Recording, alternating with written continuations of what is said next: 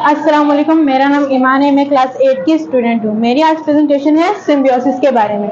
Symbiosis के लफ्जी और लग़वी मायने हैं लिविंग टुगेदर, यानी कि जानदारों का आपस में रहना, आपस की रिलेशनशिप को हम सिम्बियोसिस कहते हैं। सिम्बियोसिस की 3 टाइप्स हैं: mutualism, parasitism and commensalism. Mutualism यानी कि जानदारों का ऐसा आपस में रहना, ऐसा रिलेशनशिप जिनमें दोनों को एक दूसरे से फायदा हो। फॉर एग्जाम्पल, एक वुमेन है और एक ट्री है। अब वुमेन को मीन्स भूख लग रही है, वो गए ट्री से, उसने एक फल निकाला, उसने खाया, जो उसकी सीड थी वो उसने नीचे रैप कर दी। उस सीड को मौका मिला एक दरख्त उगाने का और एक पौधा उगाने का। पैरासाइटिज्म यानी कि जानदारों का ऐसा आपस में रहना, ऐसा रिलेशनशिप जिसमें एक जानदार को तो फायदा हो रहा है मगर जो दूसरा जानदार है उससे नुकसान हो रहा हो।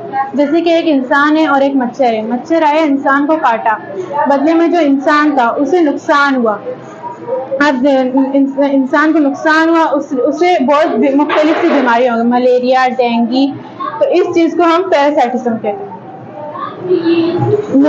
कमेंसलिज्म यानी कि जानदारों का ऐसा आपस में रहना, ऐसा रिलेशनशिप जिसमें एक को तो फायदा हो रहा हो मगर दूसरे को ना ही फायदा हो रहा हो और ना ही नुकसान हो रहा हो।